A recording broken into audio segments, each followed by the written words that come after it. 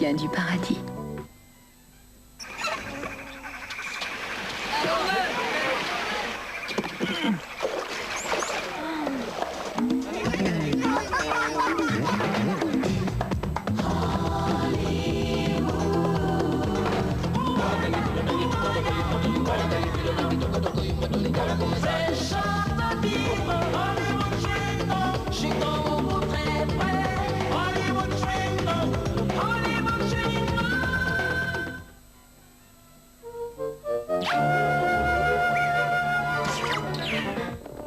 Le héros, c'est le papier toilette Moltonel.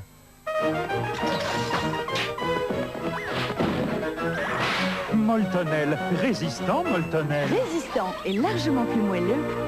Moltonel est perfectible. Ultralight, la nouvelle valise de Samsonite.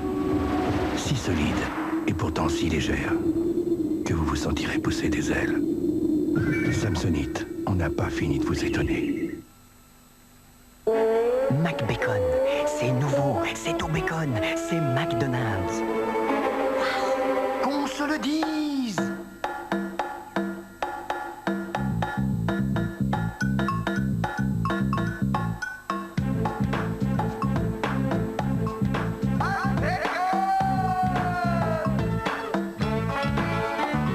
McBacon, tout le monde en parle déjà.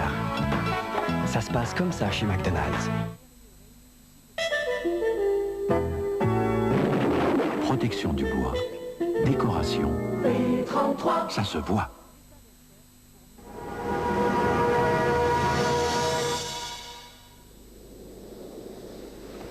Kouros, l'esprit de conquête d'Yves Saint-Laurent.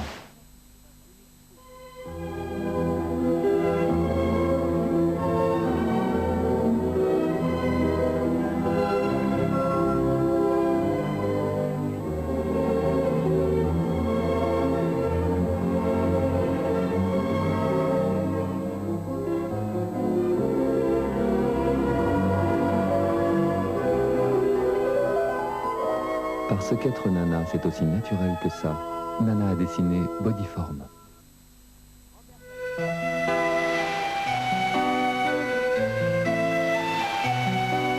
La Bretagne. Ces jolies petites plages. Et ces galettes Saint-Michel. Saint-Michel.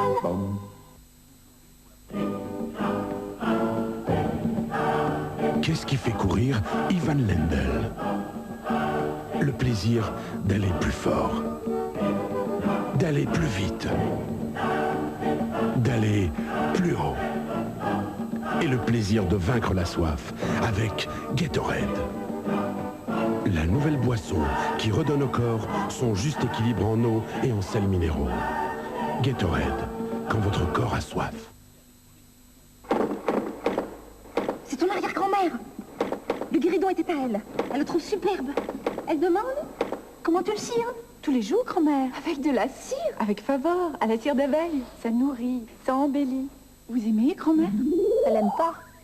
Elle adore. Favor de Johnson, pour les bois qui vous sont chers.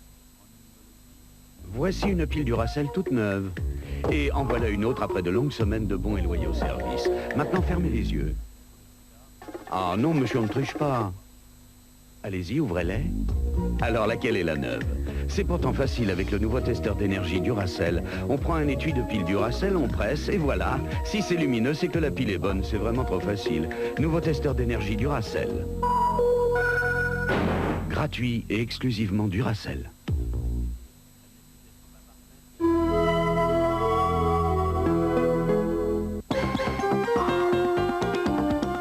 Les horaires, les salles, les programmes, l'actualité. Un guide pour aller au cinéma à Paris et dans 50 villes de France. 3615 FR3, le Minitel grand écran.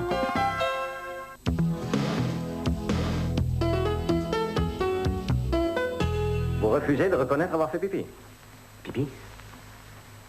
Ben ça, oui. Peut-être de temps en temps. Pourquoi? Parce que c'est défendu? Et moi, je m'appelle Nino. Moi, je m'appelle Elena. Pain et chocolat. L'Italien Nino Manfredi s'échine à gagner sa croûte chez ses voisins helvètes. Sono la mamma di queste creature, se ti tocca che fate un affare, se buone fresche, se di giornata, non va per te di stare impatriata. La pilule est amère au beau pays du chocolat. Pain et chocolat, jeudi à 20h45, vous en redemanderez. Vous passez le bac. Maths, physique, sciences nat. Quelques heures après les épreuves, sur le Minitel FR3, les corrigés du bac. 3615 FR3, avant de réviser l'oral.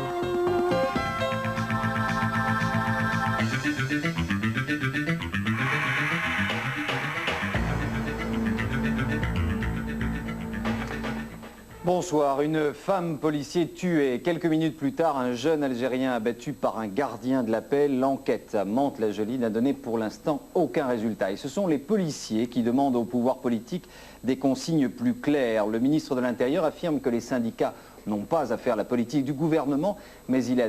Les réactions politiques maintenant, réaction à droite avec l'ancien ministre de la Sécurité Robert Pandreau qui a tenu cet après-midi une conférence de presse et de son côté, Jean-Marie Le Pen appelle à une grande manifestation. Les sociologues et politiciens de gauche nous expliquent que c'est le chômage qui est responsable, c'est le béton, c'est plus généralement le déracinement. Mais est-ce que tous ces phénomènes ne sont pas directement liés précisément à la politique d'immigration qui a été conduite, si j'ose dire, par les princes qui nous ont gouvernés ou continuent de nous gouverner? Alors justement, immigration et chômage, une enquête de l'INSEE fait le point et publie une étude sur un peu moins de 10 ans. Avant de connaître les résultats du dernier recensement, résultats qui seront proposés sans doute à l'automne, les spécialistes de l'Institut présentent donc des premières conclusions chiffrées. Le nombre des étrangers en France n'a pratiquement pas varié. En revanche, les origines ont changé.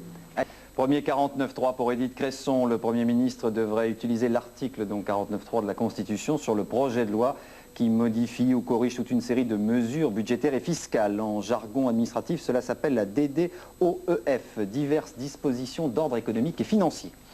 Yannick Simbron, limogé, le patron de la FEN n'était pas partant, mais l'exécutif du syndicat le débarque 4 mois seulement après le congrès de la fédération.